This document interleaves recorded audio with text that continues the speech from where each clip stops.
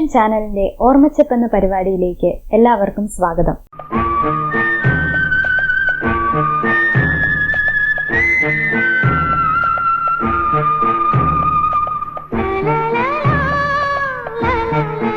ഇന്ന് നമ്മുടെ അതിഥിയായി വന്നിരിക്കുന്നത് മുഹമ്മദ് അഹമ്മദി കമ്പനിയിലെ admin and transport department assistant മാനേജറായ മിസ്റ്റർ സുനീഷ് പി ആണ്.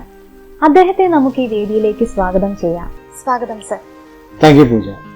മാക് വിഷൻ ചാനലിന്റെ ഓർമ്മച്ചപ്പ് എന്ന പരിപാടിയിലേക്ക് എന്നെ അതിഥിയെ ക്ഷണിച്ചതിൽ മാക് മാനേജ്മെന്റിനോടും ഓർമ്മച്ചപ്പിന്റെ എല്ലാ അണിയറ പ്രവർത്തകർക്കും ഞാൻ നന്ദി രേഖപ്പെടുത്തുന്നു. സർ, ആദ്യത്തെ ചോദ്യത്തിലേക്ക് കടക്കാം. ഏതൊരു വ്യക്തിയുടെയും ജീവിതത്തിന്റെ അടിത്തറ എന്ന് പറയുന്നത് കുടുംബവും കുട്ടിക്കാലവും ചേർന്നതാണല്ലോ. സാറിന്റെ കുടുംബത്തെക്കുറിച്ചും കുട്ടിക്കാലത്തെക്കുറിച്ചും ഒന്ന് വിവരിക്കാമോ? ഞാൻ ജനിച്ചു വളർന്നത് മലപ്പുറം ജില്ലയിലെ മഞ്ചേരി എന്ന് പറഞ്ഞ സ്ഥലത്താണ്. അച്ഛൻ പി സുകുമാരൻ BSNL ഒരു എഞ്ചിനീയർ ആയിരുന്നു. അമ്മ ലക്ഷ്മി ഒരു ഹോം മേക്കർ ആയിരുന്നു. ഇന്നിപ്പോൾ രണ്ടുപേരും എൻ്റെ കൂടെ അവർ എന്നെ വിട്ട് പിരിഞ്ഞു പോയി. പിന്നെ എനിക്കൊരു ചേച്ചിയാണുള്ളത്, സീന എന്നാണ് പേര്. ചേച്ചിയുടെ ഹസ്ബൻഡ് മിസ്റ്റർ ശ്രീകുമാർ. പിന്നെ അവർക്ക് 2 മക്കളാണ്. ഞാൻ വിവാഹിതനാണ്. എൻ്റെ ഭാര്യയുടെ പേര് ആശ എന്നാണ്. ഇതെല്ലാമാണ് എൻ്റെ കുടുംബം. ഇനി എൻ്റെ കുട്ടിക്കാലത്തെക്കുറിച്ച് പറയുകയാണെങ്കിൽ വിദ്യാഭ്യാസം എല്ലാം കഴിഞ്ഞത് മഞ്ചേരി തന്നെയാണ്. സ്കൂൾ വിദ്യാഭ്യാസം HMI ഹൈസ്കൂളിലും കോളേജ് കോപ്പറേറ്റീവ് ആർട്സ് കോളേജിലുമായിട്ടാണ് കഴിഞ്ഞത്. പിന്നെ എല്ലാവരെയും പോലെ തന്നെ എൻ്റെ കുട്ടിക്കാലവും കുടുംബവും സന്തുഷ്ടതയോടുകൂടിയും സന്തോഷത്തോടെയുമാണ് പോയത്. സാറിന്റെ കുടുംബത്തെ പറ്റിയും കുട്ടിക്കാലത്തെ പറ്റിയും പറഞ്ഞതിൽ വളരെ സന്തോഷം. സാറിന്റെ സന്തുഷ്ട കുടുംബത്തെക്കുറിച്ച് പറഞ്ഞതുകൊണ്ട് തന്നെ എന്താണ് സാറിന് ജീവിതത്തെക്കുറിച്ചുള്ള കാഴ്ചപ്പാട്? ജീവിതത്തെക്കുറിച്ചുള്ള കാഴ്ചപ്പാടിനെ പറ്റി പറയുമ്പോൾ എനിക്ക് എൻ്റെ അച്ഛനെയും അമ്മേനെയാണ് ഓർമ്മ വരുന്നത്. കാരണം എന്നിലുള്ള ഒരു ക്യാരക്ടർ ഫോം ചെയ്തത് അവരാണ് എന്നെ സ്വപ്നം കാണാൻ പഠിപ്പിച്ചതും ഓരോ ദിശാബോധത്തോടെ പെരുമാറാനും കാര്യങ്ങൾ നോക്കിക്കാണാനും എന്നെ പഠിപ്പിച്ചതാണ് അവരാണ്. സോ അവരുടെ ഒരു ദിശാബോധം എന്നിലൂടെ മുന്നോട്ട് പോകുമ്പോൾ പോസിറ്റീവായ കാര്യങ്ങൾ നോക്കിക്കാണാനും എല്ലാവരെയും നന്നായി പെരുമാറുക, സത്യസന്ധമായി പ്രവർത്തിക്കുക എന്ന പരസ്പര വിശ്വാസത്തോടുകൂടി ജീവിക്കുക എന്നുള്ള മൂല്യങ്ങൾ ഉയർത്തിപ്പിടിച്ചാണ് നമ്മുടെ ജീവിതത്തെ മുന്നോട്ട് പോകുന്നത്. ഇതൊക്കെയാണ് എൻ്റെ ജീവിതത്തോടുള്ള ഒരു കാഴ്ചപ്പാട് എനിക്കുള്ളത്. അടുത്തതായി പ്രവാസ ജീവിതത്തിൽ നിന്ന് തുടങ്ങാം.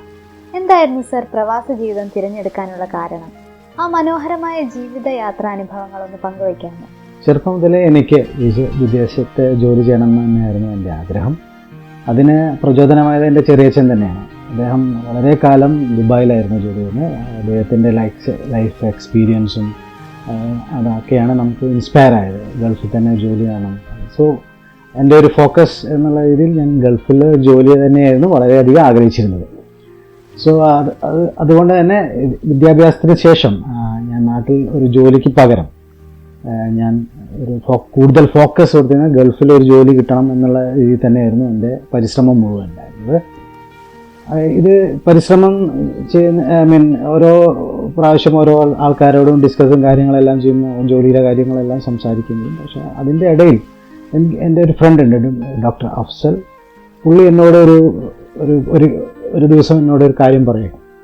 ഇങ്ങനെ ഒരു ഗൾഫിൽ ഒരു ബിസിനസ് ഒരു ഇൻവെസ്റ്റ്മെൻറ്റിനെ കുറിച്ച് സംസാരിച്ചു. സോ ഞാൻ ഏറ്റവും കൂടുതൽ ആഗ്രഹിക്കുന്ന ഒരു ആയതുകൊണ്ട് തന്നെ ഗൾഫിൽ ബിസിനസ് ആണെങ്കിൽ ഓക്കെ, ബിസിനസ് എങ്കിൽ ബിസിനസ് എന്നുള്ള രീതിയിൽ ഞാൻ എന്ത് ചെയ്തു, ഓക്കെ എന്താണെന്നുള്ള അദ്ദേഹത്തിൻ്റെ അത് കേട്ടു. എന്താണ് അപ്പോൾ അദ്ദേഹം പറഞ്ഞു, അദ്ദേഹത്തിൻ്റെ ഫാദറിനോ ഇവിടെ ബിസിനസ് ഉണ്ട്, അപ്പോൾ ആ ബിസിനസ് ഒന്ന് എക്സ്പാൻഷൻ ചെയ്യാനുള്ള ഒരു പ്ലാൻ ഉണ്ട് എന്ന് പറഞ്ഞു. സോ ഡോക്ടർ അഫ്സലിനോട് പറഞ്ഞു, നിങ്ങൾക്ക് താല്പര്യം ഉണ്ടെങ്കിൽ അതിലേക്ക് നിങ്ങൾക്ക് പൈസ ഇൻവെസ്റ്റ് ചെയ്യാം, അങ്ങനെയാണെങ്കിൽ അവിടെ ജോലിയും ചെയ്യാം, നിങ്ങൾക്ക് ഗൾഫിൽ തന്നെ ഒരു ജോലി കിട്ടുന്ന രീതിയിലാവാമെന്നുള്ള ഒരു ബിസിനസ് പ്രപ്പോസൽ എൻ്റെ മുന്നിൽ വയ്ക്കുകയും ഞാൻ ഇത് എൻ്റെ വീട്ടിൽ എൻ്റെ അച്ഛനോടും അമ്മയോടും ഡിസ്കസ് ചെയ്തു. അപ്പോൾ അച്ഛനും അമ്മയും ഓക്കെ അവരുടെ സമ്മതത്തോടു കൂടി അങ്ങനെ ഞാൻ ബിസിനസ്സിലേക്ക് ഇൻവെസ്റ്റ് ചെയ്ത് ഗൾഫിലേക്ക് അങ്ങനെയാണ് ആദ്യമായിട്ട് 2002 ഞാൻ ഗൾഫിൽ വരുന്നത്. അങ്ങനെ ഞാൻ 2002 ബഹ്റൈനിൽ ആദ്യമായിട്ടെത്തി. 2 കൊല്ലത്തോളം ഉള്ള ജോലിയും ബിസിനസ്സുമായിട്ട് ഞാൻ മുന്നോട്ട് പോകുന്നു. പെട്ടെന്ന് അച്ഛന് ഹാർട്ട് സംബന്ധമായിട്ടുള്ള അസുഖം ബാധിച്ച് ഞാൻ നാട്ടിലേക്ക് തിരിച്ചു പോകാൻ വേണ്ടി തീരുമാനിക്കുകയായിരുന്നു. നാട്ടിലെത്തിയതിന് ശേഷം ഞാൻ ചെറിയ ജോലികളും ബിസിനസ്സുകളായിട്ട് മുന്നോട്ട് പോയിരുന്നു. പക്ഷേ അപ്പോഴും എൻ്റെ മനസ്സിൻ്റെ ഉള്ളിൽ ഗൾഫ് എന്നൊരു സ്വപ്നം മനസ്സിൻ്റെ ഉള്ളിൽ തന്നെ ഉണ്ടായിരുന്നു.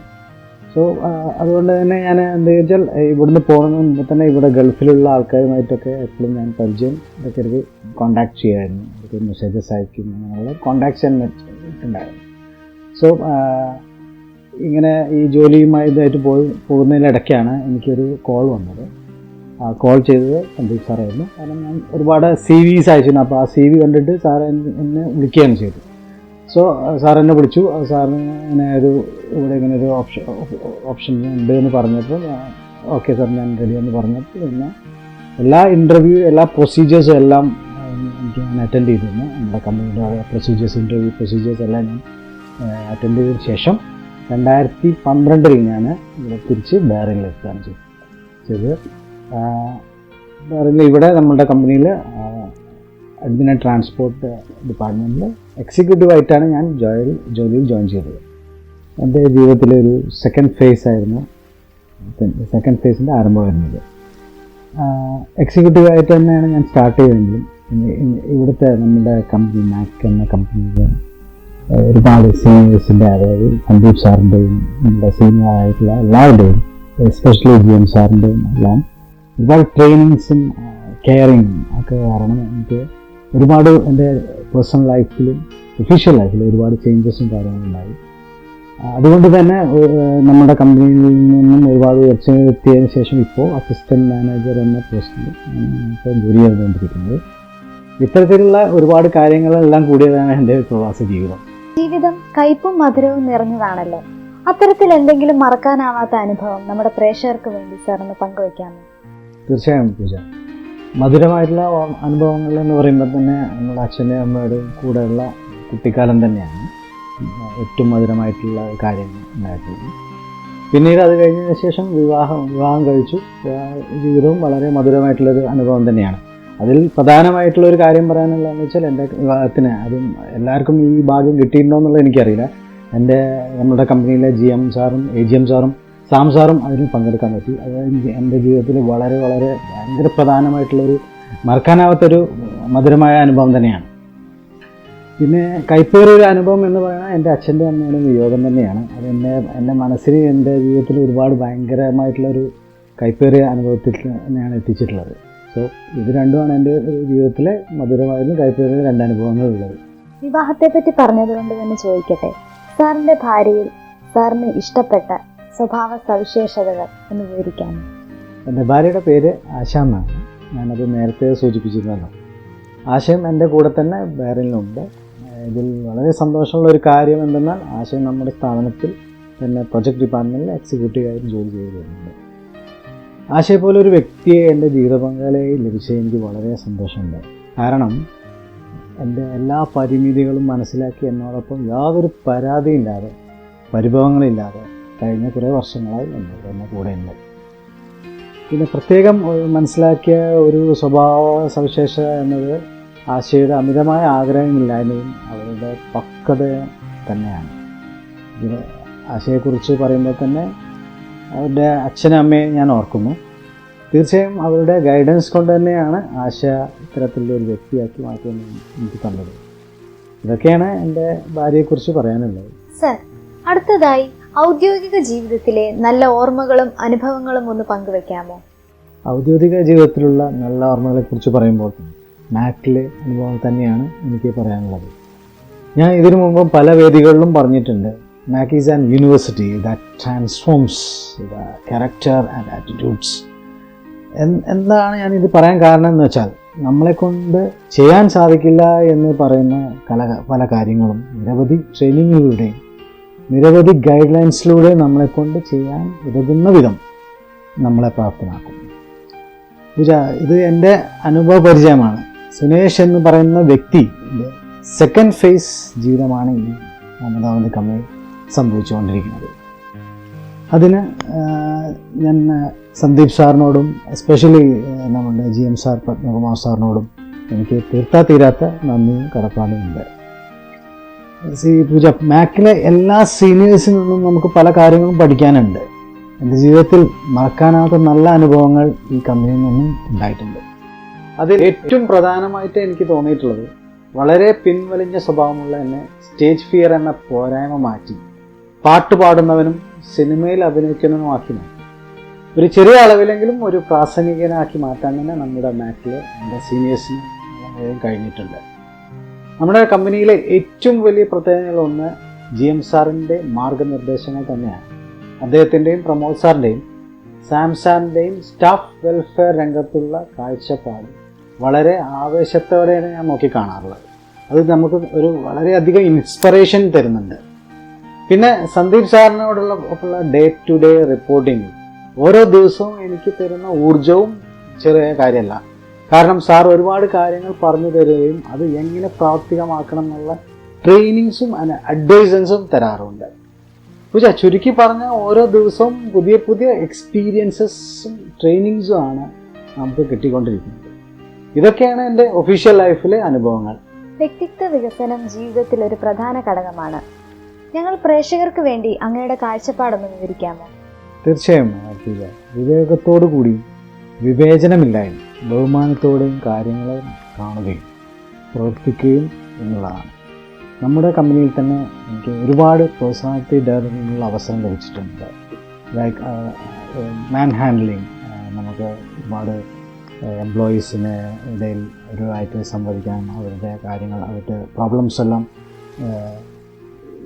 കേൾക്കാനും അതിന് പഠിച്ച് അതിൻ്റെ രീതിയിൽ അതിനെങ്ങനെ സോൾവ് ചെയ്യാൻ പറ്റും എന്നുള്ളതിനെ പറ്റിയുള്ള എല്ലാം ട്രെയിനിങ് കാര്യങ്ങളെല്ലാം എനിക്ക് കിട്ടിയിട്ടുണ്ട്. സോ അതുകൊണ്ട് തന്നെ പ്രത്യേകിച്ച് നമ്മുടെ GM സാറിൽ നിന്നും ഒരുപാട് ട്രെയിനിങ് സെഷൻസ് ലഭിച്ചിട്ടുണ്ട്. ഇതെല്ലാം എൻ്റെ പേഴ്സണാലിറ്റി ഡെവലപ്മെൻറ്റിൽ ഒരുപാട് മാറ്റങ്ങൾ വരുത്തിയിട്ടുണ്ട്. എൻ്റെ ക്യാരക്ടറിലും എൻ്റെ ആറ്റിറ്റ്യൂഡ്സിലും ഒരുപാട് മാറ്റങ്ങൾ വരുത്തിയിട്ടുണ്ട്. സർ, കല, സാഹിത്യം, കായികം എന്നും നമ്മുടെ സ്വപ്നത്തെയും യൗവനത്തെയും പുനഃസൃഷ്ടിക്കപ്പെടുമെന്നാണല്ലോ പറയപ്പെടുന്നത്. താങ്കളുടെ ഇഷ്ടവിനോദങ്ങൾ എന്തൊക്കെയാണെന്നൊന്ന് വിവരിക്കാമോ? വളരെ ശരിയാണ് പൂജ. ഞാൻ യഥാർത്ഥത്തിൽ കലയെയും സാഹിത്യത്തെയും കായിക വിനോദങ്ങളെയും ഒരുപാട് ഇഷ്ടപ്പെടുന്ന ഒരു വ്യക്തി തന്നെയാണ്. പൊതുവെ ക്രിക്കറ്റും ബാഡ്മിൻ്റനുമാണ് എനിക്ക് ഏറ്റവും ഇഷ്ടമുള്ള വിനോദങ്ങൾ. കുട്ടിക്കാലത്ത് സ്കൂളിലും കോളേജിലും ഒരുപാട് ഇത്തരത്തിലുള്ള കോമ്പറ്റീഷൻ പങ്കെടുക്കാൻ കഴിഞ്ഞിട്ടുണ്ട്. പക്ഷെ വിദ്യാഭ്യാസ കാലത്തിന് ശേഷം ഔദ്യോഗിക ജീവിതത്തിൽ ഇത്തരത്തിലുള്ള ഒരു കലാകായിക വിനോദങ്ങൾ പങ്കെടുക്കാൻ ഇങ്ങനെ കഴിയുന്നതും അതിൽ സമ്മാനങ്ങൾ നേടാൻ പറ്റുമെന്നും നമുക്ക് വിചാരിച്ചിട്ടുണ്ടായിരുന്നില്ല. നമ്മുടെ കമ്പനിയിൽ, പ്രത്യേകിച്ച് നമ്മുടെ കമ്പനിയിൽ എനിക്ക് മാത്രമല്ല, എന്നെപ്പോലെ 1000-ൽ ഉപരി വരുന്ന നമ്മുടെ എംപ്ലോയീസ്, അവർക്ക് ഇത്തരത്തിലുള്ള എൻ്റർടൈൻമെൻറ്റ്സ് ലഭിക്കുന്നു എന്നുള്ളത് വളരെ സന്തോഷകരമായ കാര്യമാണ്.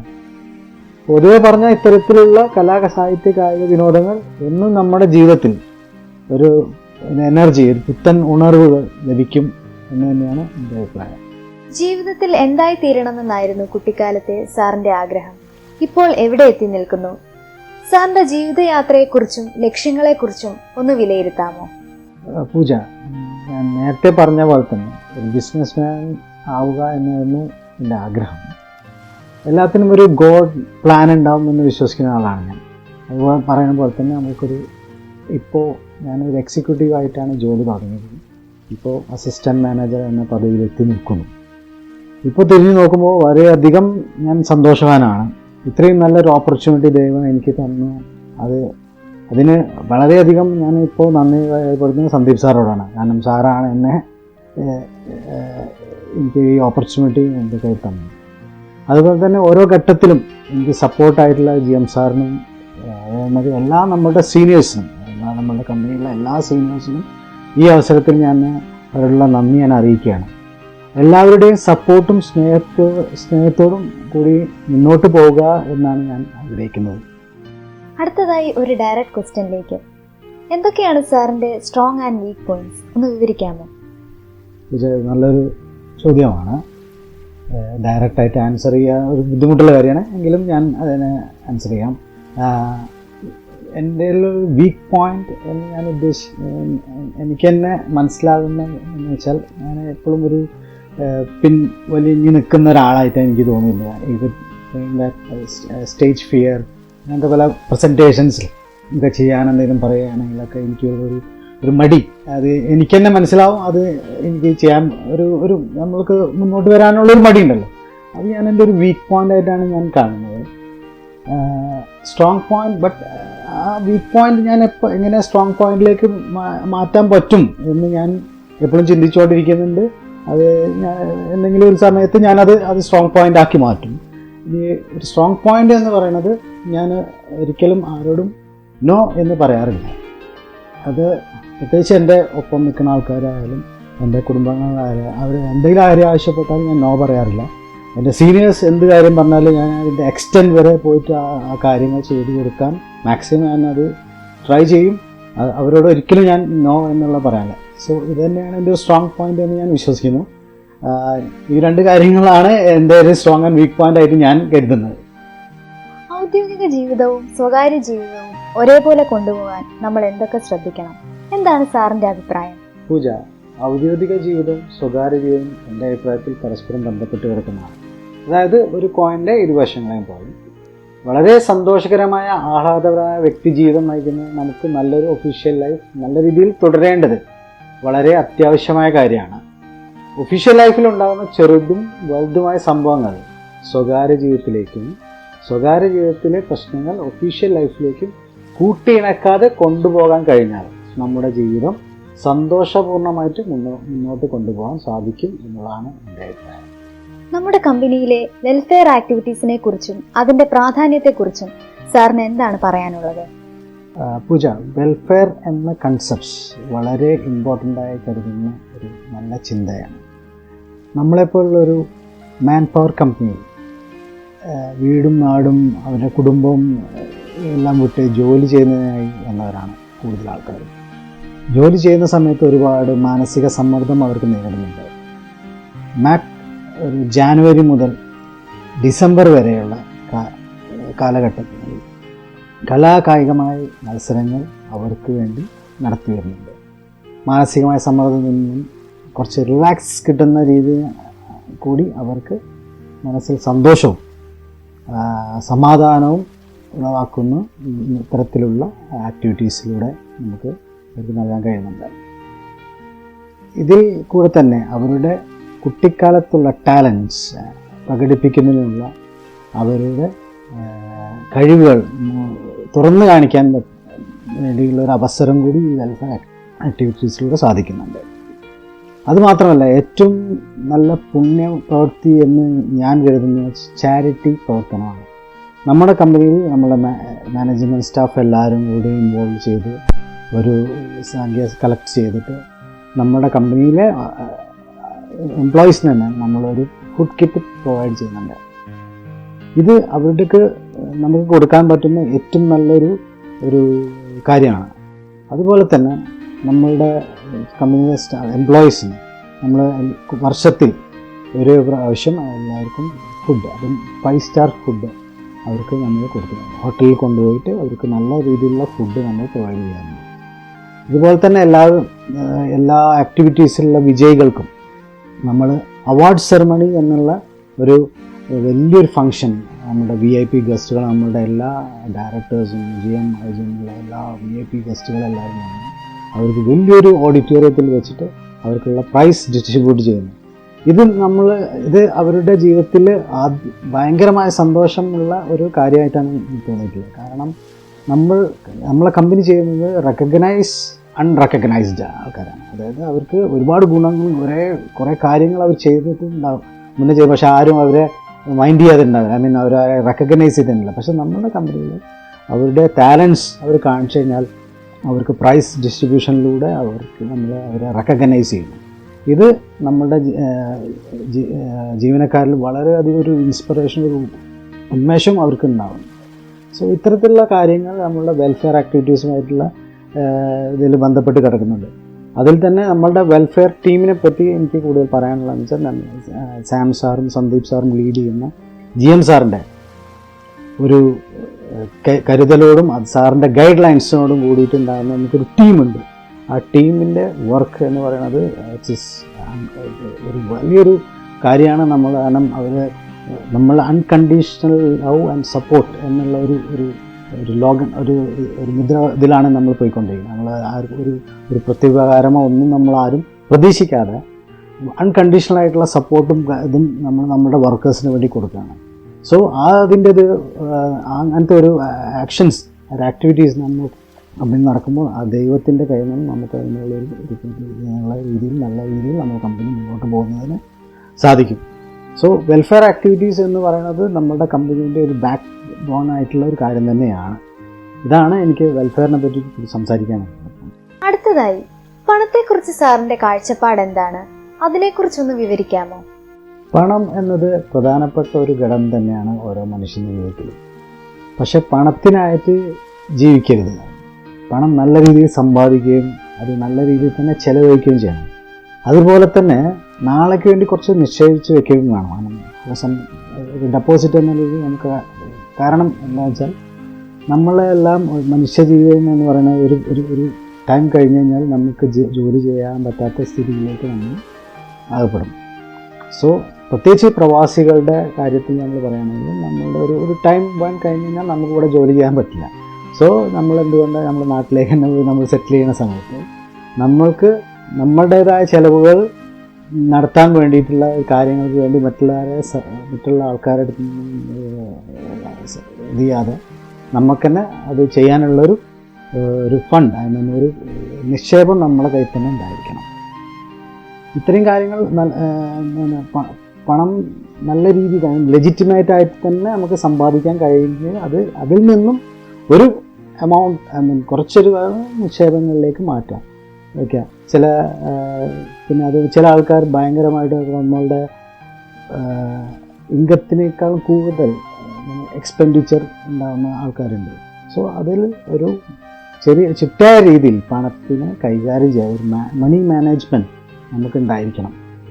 ഇങ്ങനത്തെ കാര്യങ്ങളെല്ലാം ഒന്ന് ശ്രദ്ധിച്ച് കാര്യങ്ങൾ മുന്നോട്ട് പോവുകയാണ്. ഇതൊക്കെയാണ് എനിക്ക് പണത്തെ പറ്റിയുള്ള ഒരു കാഴ്ചപ്പാട്. ഒരാളുടെ ജീവിതത്തിന്റെ ഉയർച്ചയ്ക്ക് അനിവാര്യമെന്ന് തോന്നുന്ന കാര്യങ്ങൾ എന്തൊക്കെയാണ് സാർ? ഒന്ന് വിവരിക്കാമോ? പൂജ, നല്ലൊരു ചോദ്യമാണ്. ഒരാളുടെ ജീവിതത്തിൽ പെട്ടെന്നൊരു ഉയർച്ച അങ്ങനെയൊന്നും ഉണ്ടാവില്ല. പല കാരണങ്ങൾ കൊണ്ടാണ് ആ ഉയർച്ചയിലേക്ക് നമുക്ക് എത്തിപ്പെടാൻ പറ്റും. അതിന് വേണ്ട ചില കാര്യങ്ങൾ എനിക്ക് തോന്നുന്നത് ഒരു ട്രസ്റ്റ് വർത്തി ആയിരിക്കണം, ഹോണസ്റ്റ് ആയിരിക്കണം, ഒരു സിൻസിയർ. എന്ത് ജോലി എന്ത് നമ്മൾ ചെയ്യണമെങ്കിൽ അതിനുള്ള സിൻസിയറിറ്റി നമുക്കുണ്ടായിരിക്കണം. അതുപോലെ തന്നെ നമ്മൾക്ക് എപ്പോഴും ഒരു നന്ദി, ഒരു ഗ്രാറ്റിറ്റ്യൂഡ് ഉണ്ടായിരിക്കണം. അതായത് നമ്മൾ ചിലപ്പോൾ ചില സമയങ്ങളിൽ നമ്മൾ ദുഷ്കരമായുള്ള ചില സമയങ്ങൾ നമ്മൾക്കുണ്ടായിരുന്നു. ആ സമയങ്ങളിൽ നമ്മളുടെ കൈ പിടിച്ച് ഉയർത്തി നമ്മളെ ഒരു പൊസിഷനിലേക്കോ ഒരു സേഫ് സൈഡിലേക്ക് എത്തിച്ച ആൾക്കാരുണ്ടാവും. പല ആൾക്കാരും ഉണ്ടായിരിക്കും. അപ്പോൾ അവരോടുള്ള ഒരു നന്ദി, ഒരു ഗ്രാറ്റിറ്റ്യൂഡ് നമ്മളെപ്പോഴും മനസ്സിൽ കൊണ്ടു നടക്കണം. അത് എപ്പോഴും ഗ്രാറ്റിറ്റ്യൂഡ് കാണിക്കാനല്ല, പക്ഷെ മനസ്സിൻ്റെ ഉള്ളിൽ അത് ഉണ്ടായിരിക്കണം. കാരണം ഇത്രയും കാര്യങ്ങളെല്ലാം കൂടി ചേരുമ്പോൾ മാത്രമാണ് ഒരു വ്യക്തിക്ക് അയാൾ ഉയർച്ചയിലേക്ക് പോകണം എന്നുള്ള നമ്മളിപ്പോൾ നമുക്ക് ദൈവത്തിൻ്റെ അനുഗ്രഹം ഉണ്ടാവും എന്ന് പറയാം. കാരണം നിങ്ങളും ഞാനും എല്ലാവരും ദൈവത്തിൽ വിശ്വസിക്കുന്ന ആൾക്കാരാണ്. സോ അങ്ങനെ ഒരു പോസിറ്റീവായിട്ടുള്ള ഒരു തോട്ട് ലെവൽ അയാളെ കയ്യിലുണ്ടെന്നുണ്ടെങ്കിൽ ദൈവം ഒരിക്കലും അയാളെ കൈവിടില്ല എന്നുള്ള വിശ്വാസമാണ് എനിക്കുള്ളത്. സോ നമ്മളെപ്പോഴും ഒരു ഉയരത്തിലേക്ക് പോകണം എന്ന് നമുക്ക് നമ്മൾ ഈ ഒരു 2-3 ട്രസ്റ്റ് വർത്തി ആയിരിക്കണം, ഹോണസ്റ്റ് ആണ്, സിൻസിയർ ആയിരിക്കണം. പിന്നെ എപ്പോഴും ഒരു ഗ്രാറ്റിറ്റ്യൂഡ് നമ്മളെപ്പോഴും മനസ്സിൻ്റെ ഉള്ളിൽ കരുതിയിരിക്കണം. ഇത്രയും കാര്യങ്ങളെല്ലാം നമ്മൾ മുറുകെ പിടിച്ചു കഴിഞ്ഞാൽ നമ്മൾക്ക് വ്യക്തി ജീവിതത്തിലും എല്ലാത്തിലും നമുക്കൊരു ഉയർച്ച ഉണ്ടായേക്കാം. ഏറ്റവും അവസാനത്തെ ചോദ്യം, പുതുതലമുറയ്ക്കായി സാറിന് എന്തെങ്കിലും ഉപദേശങ്ങളോ നിർദ്ദേശങ്ങളോ കൊടുക്കാൻ ആഗ്രഹിക്കുന്നുണ്ടോ? ഇപ്പോഴത്തെ പുതുതലമുറക്കാർ എന്ന് പറയുന്നത് വളരെ വ്യത്യസ്തമായ ആൾക്കാരാണ്. ഒരു ന്യൂ ജെൻ എന്ന പേരിൽ അറിയപ്പെടാനാണ് അവർ ആഗ്രഹിക്കുന്നത്. ഒരു ഉപദേശമോ നിർദ്ദേശമോ നൽകാൻ ഞാൻ ആളല്ല. പക്ഷെ ഇപ്പോഴത്തെ തലമുറയിൽ ഞാൻ കണ്ടുവരുന്ന ചില ലഹരി വസ്തുക്കളുടെ ഉപയോഗം അവരുടെ തോട്ട് പ്രോസസ്സിലും അവരുടെ സംസ്കാരത്തെയും ജീവിതത്തിനെ കുറിച്ചുള്ള ഒരു കാഴ്ചപ്പാടിന് വളരെ മോശമായ രീതിയിലാണ് ബാധിക്കുന്നത്. കൃത്യമായ ബോധവൽക്കരണം, ഒരു അവയർനെസ് നമ്മുടെ കുട്ടികൾക്കിടയിൽ നടത്തേണ്ട ഇമ്പോർട്ടൻസ് ആവശ്യമാണ്. വളരെ അനിവാര്യമായിട്ടുള്ളൊരു കാര്യമാണ്. എല്ലാ പുതു തലമുറക്കാരും മോശക്കാരാണ് എന്നല്ല ഞാൻ പറഞ്ഞു വരുന്നത്. പക്ഷേ ചില ഒറ്റപ്പെട്ട സംഭവങ്ങൾ ദൈനംദിന മാധ്യമങ്ങൾ, നമ്മൾ ന്യൂസ് ചാനൽസിലൊക്കെ കണ്ടുവരുന്നുണ്ട്. നല്ലൊരു ആരോഗ്യമുള്ള പുതുതലമുറയെ വാർത്തെടുക്കുക എന്നുള്ളത് നമ്മളുടെ എല്ലാവരുടെയും ഒരു ഹ്യൂജ് റെസ്പോൺസിബിലിറ്റിയാണ്. വീടുകളിൽ തന്നെ കുട്ടികൾക്ക് ചിട്ടയായ ജീവിതശൈലിയും അച്ചടക്കപൂർണമായ പെരുമാറ്റ രീതിയും പഠിപ്പിക്കാൻ നമ്മളെല്ലാവരും ശ്രമിക്കണം എന്നുള്ള ഒരു കാഴ്ചപ്പാടാണ് ഇതിനെക്കുറിച്ച് എനിക്ക് പറയാനുള്ളത്. സാറിന്റെ സാന്നിധ്യം കൊണ്ട് ഇന്നത്തെ ഓർമ്മച്ചപ്പ് വർണ്ണാഭമാക്കിയതിൽ വളരെയധികം സന്തോഷം സാർ. ഒരുപാട് ഓർമ്മകളും അനുഭവങ്ങളും പങ്കുവച്ചതിൽ ഒരുപാട് സന്തോഷം. ജീവിതത്തിൽ ഒരുപാട് മുന്നേറ്റങ്ങൾ ഉണ്ടാവട്ടെ എന്ന് സർവേശ്വരനോട് പ്രാർത്ഥിക്കുന്നു. നന്ദി പൂജ. ഓർമ്മച്ചപ്പ് എന്ന പരിപാടിയിലേക്ക് എന്നെ ക്ഷണിച്ചതും എൻ്റെ ഓർമ്മകളിലൂടെ ഒരു യാത്ര നടത്താൻ സാധിച്ചതിനും ഞാൻ വളരെയധികം സന്തോഷിക്കുന്നു. മാക് മാനേജ്മെൻറ്റിനും ഓർമ്മച്ചപ്പ് എന്ന പരിപാടിയിലെ എല്ലാ അണിയറ പ്രവർത്തകർക്കും ഞാൻ എൻ്റെ നന്ദി അറിയിക്കുന്നു.